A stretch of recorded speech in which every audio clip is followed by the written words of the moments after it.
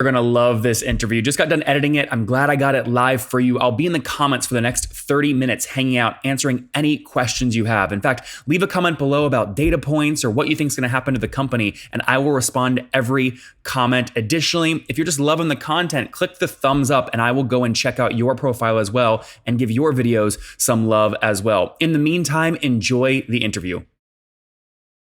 Hello everyone, my guest today is Derek Wang. He's the CEO and co-founder of Stratifyd. Wang grew up in Beijing and received a PhD in computer science from the University of North Carolina at Charlotte. Along with two other co-founders, he began conducting government-funded research on the ways AI could be used to ingest, analyze, and visualize unstructured data. That's what Stratifyd is working on today. Derek, you ready to take us to the top? Yeah, absolutely. Hi, everyone. My name is Derek. Good to be here. So, Derek, is this a real company now, or is this like a government-funded grant sort of thing? It is absolutely a real company. 5 years in, and globally we're about 120 people. And it is a very real company now. So for those that missed your first interview with me, which I believe was back in June 18th of 2018, give some quick context here. When did you launch the company? So I launched the company back in January 2015, really out of a feeling that I remember very vividly. Like you said, it was with government contract and university work primarily, but more so it's on the frustration. So part of this is I'm a computer science professor, but you have a lot of business school students, civil engineers, mechanical engineer students coming in and saying, hey, professor, I want to leverage machine learning to do some impactful work. However, I have to turn them away because they don't have the coding background. And that's why I started Stratifyd of saying, hey, let's build one platform that can shorten the period for people to leverage analytic platform to do their work and help them to find data and hidden data stories that they may be interested in telling in the business world. So Derek, let's dive into a real example here, because there's so many big acronyms in this space and there's a lot of competition. I want to get really specific on how somebody is using you. You have the Capital One logo featured on your website. How are they using you? So as an enterprise company, I can't really tell specific use case, but generally, let me share you what people are using us for. Well, no, Derek, right? I really want to, if you can't use Capital One, use somebody else. I want a specific example of how someone's using you so there's no ambiguity.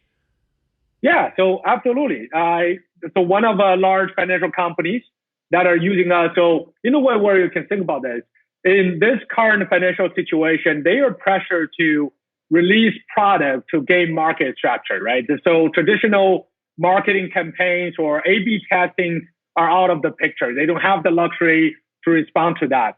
So this large financial service company, were primarily focusing on providing a high interest rate for their online CD product. Now, with the federal interest rate dropping, they have to kind of accommodating that drop, which is an adversary situation that they need to go and tell their customers. Now, they don't have time. So what they're doing is using our platform is they kind of are building the car while it's on the highway. They actually have 5, 6 channels of their digital channels closely monitored and ingested in our platform. So they're trying to find what may be the hidden signals that as we're building out our communication strategy that we're not aware of, or where are those hidden signals kind of start surfacing as we're kind of extending the product launch or this adversarial kind of pressured business decision.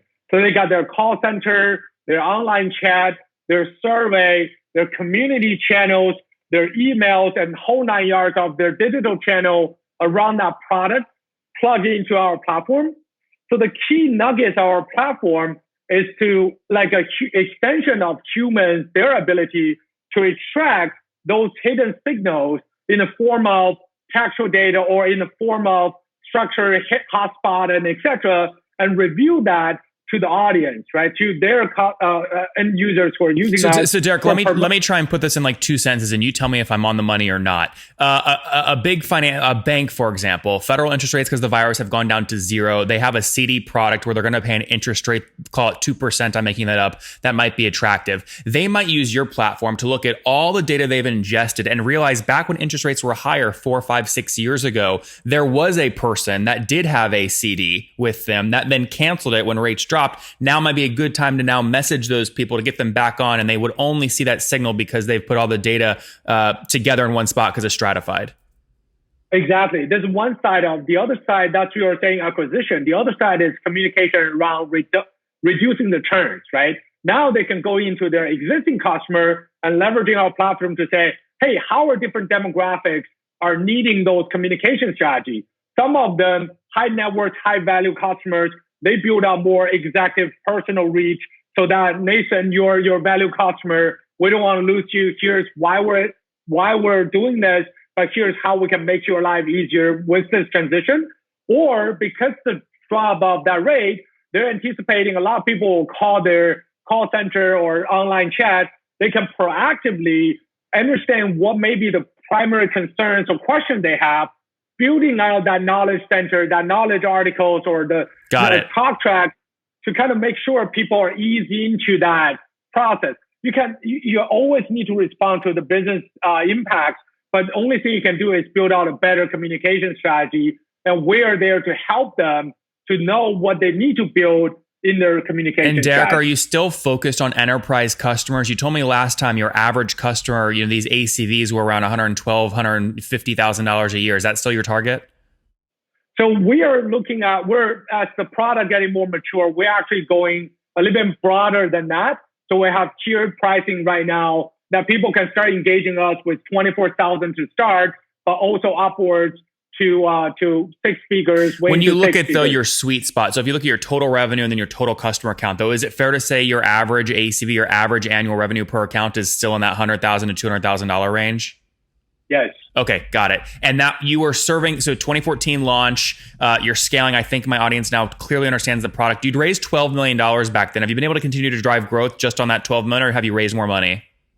We were happy to say we raised another 30 million after just around mid of 2018, and we're kind of chugging along with that capital infusion. So how is the virus impacting you? If you raised another 30 million in 2018, most founders back then were raising and only planning for maybe 18 months of runway. Now, once obviously, the economy, people were predicting a recession in 2019 because we've been on an 11-year bull market. I started hearing founders planning for 36 months of runway. And if they did that and closed, 3, 4, 5 months ago, they're in a great position to ride out the virus. But you might have been thinking about raising maybe in January or February of this year, and the virus has thrown that off. How are you considering all these things? So we're actually one of the guiding principles in where I would say this is a lesson what we always stick to is operational efficiency. So we didn't really the whole mantra about what value is telling you, hey, growth at all costs, is no longer what our operation principle. We want to be very efficient. So we raised, even though back in 2018, we're very strong right now in terms of our cash reserve, and because product sells, right? So it's a very good positive turning going forward. But you're right. So I'm looking at, and then ears on the ground, listening to other founders. Right now, you're basically, it's impossible to raise money right now because all that you don't have the in-person and whatnot. So we're in a position we're not worried about raising capital. Right now, what we're looking at is how can you thrive after this environment? Because we will go out of this coronavirus.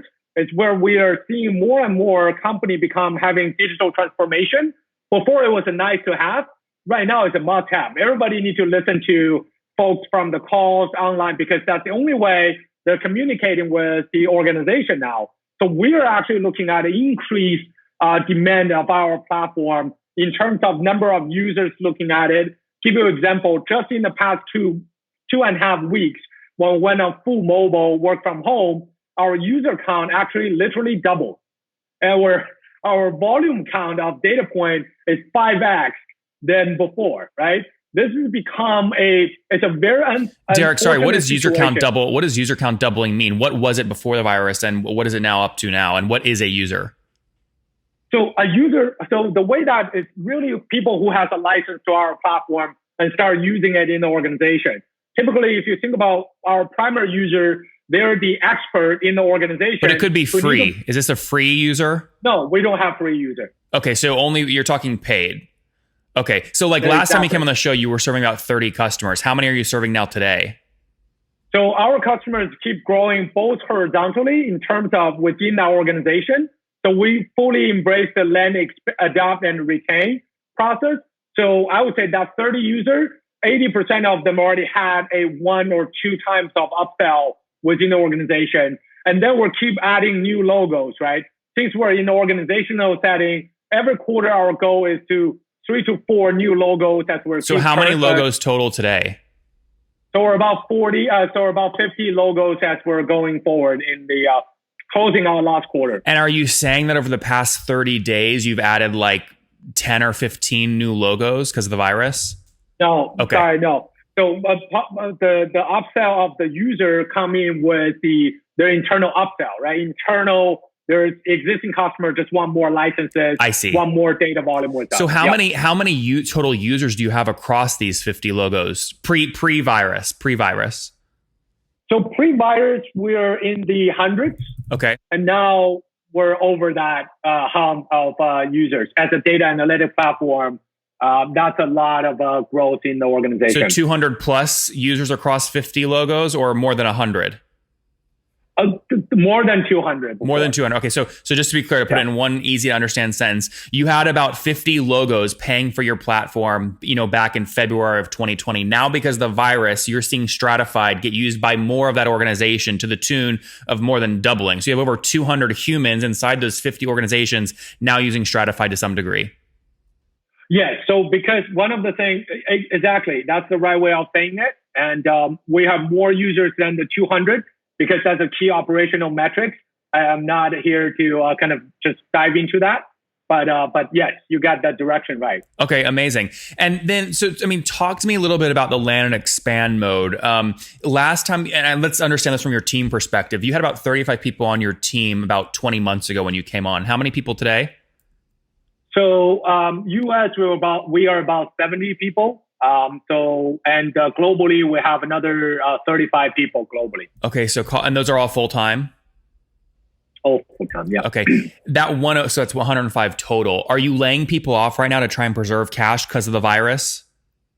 No, we're not. It's really at this point, we're actually looking for good opportunities to bring talent into the team, right? So it's back to the operational efficiency metrics that we're looking at it. So we're pretty lean. That's what we're serving to the customers. Okay. And on the 105 people on the team today, how many of those are engineers? Still, majority of the team are engineers. So what does that mean? Like 80, 90? 60%, 60, 70%. Yep. Okay. And then we have our success team in the middle. Then we have our tip of the spear, the go-to-market team, which is very efficient in where they have been structured. How many quota carrying reps do you have? That's the amazing part right now. As of now, we have 3 quota-bearing AEs. Wow. Okay. And how many customer success managers do you have any? We have about, that whole organization is about 10, 11 people, both the pre-sales and post-sales in the success team. The reason I'm asking these very specific questions is it sounds like your price point and your product lend themselves very well to expansion revenue. I'm curious who you give the expansion revenue responsibility to, the AE that originally closed the account or the CSM that's been nurturing that account for the past year? That's a really pointed and very valuable question you asked. So the way that we're looking at here is, number one, you have to look into the way how you want to motivate the team, right? You want to motivate the team in the right incentive. So my philosophy is customer first. When you're a customer first, you can't get online with Nathan. All in your mind is, I need to convert Nathan to a paying customer because I'm quota bearing. So for our success team, they're actually not quota bearing. Okay. Their job is to make sure users are engaged and active, right? The upsell, the relationship is built on the fundamental. In the middle is we need to make sure the product works the way it works. So when Nathan jump on this and start using it, you'll be finding, okay, this is really valuable to me. And then we'll leave that to the procurement, leave that to the AEs to say on a quarterly basis or on a monthly basis, depends on what that is, let's chew you up. And quite frankly, at the end of the day, we don't really care about the absolute number of license in the way where we're in the business to help organizations get better. So our primary goal is to onboard as many users as possible so that organization can start using it. And that's where it is. So in short, TSMs are not quota bearing in our organization. Don't say this can go to anybody else. It's just us. And then AEs are more primarily looking at that. Okay, and so let's see how this has impacted the business. Ignoring the 10 to 20 new logos you've added over the past 12 months, what has gross revenue churn been on a gross basis on your historical customer base? That we are happy to say that's over 100%. Sorry, that would be retention, I think. Gross revenue churn over the past 12 months is what? We lost 2 logos. That's because there's a lag. No, but on a revenue base, gross revenue churn, not logo churn. Gross revenue churn over the past 12 months. Well, that's okay. So we're aligning, but that's exactly what I answered. Gross revenue churn, we're not having a down churn on that. It's really because upsell and no, gross. You're talking about net revenue retention when you add back expansion revenue. So there's 2 things that go into your net. What you're telling me, your net revenue retention is what, 110%, 120? Yeah. Sorry, what is your net revenue retention?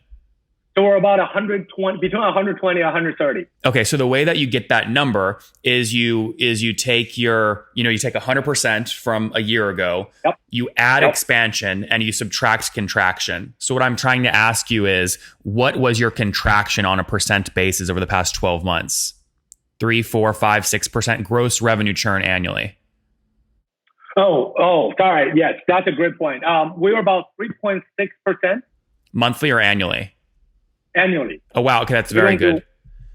We don't have that many churns in our. It will be bad, right? If we are enterprise and we're having 5 to 10% churn, it will be super bad. But we keep that very to the point. We're very well retain of that. So if you have 4% gross revenue churn, that means you have to have about 35% expansion revenue on that same historical cohort to get net revenue retention of about 130%. Is that about how it works? Yes. Okay, I see. So really, it's really the sales service now mentor, right? Land and expand. Yep. The expansion part is where, quite frankly, is where the product needs to work. If the product doesn't work, then it's a different story. To our conversation earlier, before we wrap up, take me back to that raise you did in 2018. How much burn were you like your plan in that moment? How much burn were you raising for at that moment? How many months? Yeah, so you're absolutely right. Back then, we were looking at just an 18 to 24 month burn as where it is. We were actually multiple factor into this. It's internal, more focusing on the limiting the expense, limiting the cost as we're going through this process. We actually have more reduction into the expense side to that really maintain a stronger bottom line, and then really to get the top line into this.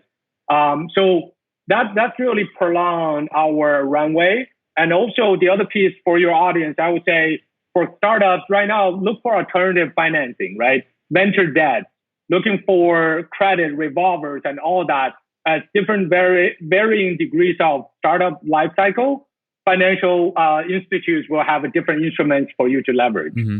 So Derek, 30 million divided by a 24-month runway, right, would mean about 1.2 million. You're comfortable burning 1.2 million per month. Now, if you did that or not, obviously is up to you. But today, fast forwarding to today, are you still in that range, burning called $1 million per month?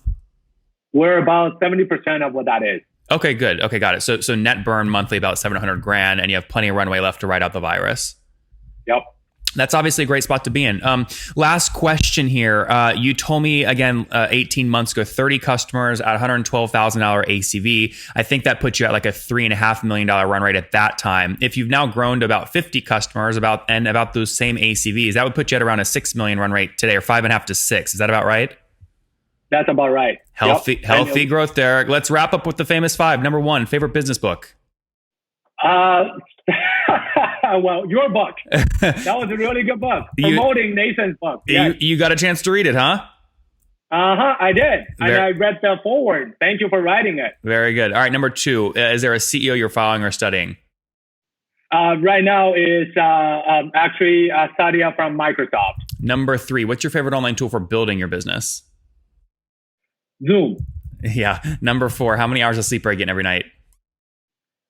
6, actually more regulated. That's good. Okay. And what's your situation? Married, single, kids? Kids. married. All right. How many kids? One and one up on his wife. Oh, that's very exciting. Congratulations. Thank you. All right. So one kid, one on the way. And how old are you? I'm 36 as of tomorrow. Oh, happy early birthday, Derek. Last question. What do you wish your 20-year-old self knew? Be more upfront and be more careful when you are navigating the world. There's a lot going on there. You guys know I fight like heck to get these data points for you from these CEOs that rarely do these kinds of shows. If you want more shows like this, make sure you subscribe right now. We're trying to get 10,000 YouTube subscribers by the end of September here, 2019. And it would mean the world to me if you clicked now to subscribe. Additionally, I've got 2 more great interviews for you. If you want more data points from the world's leading SaaS CEOs, click and watch one of them right now.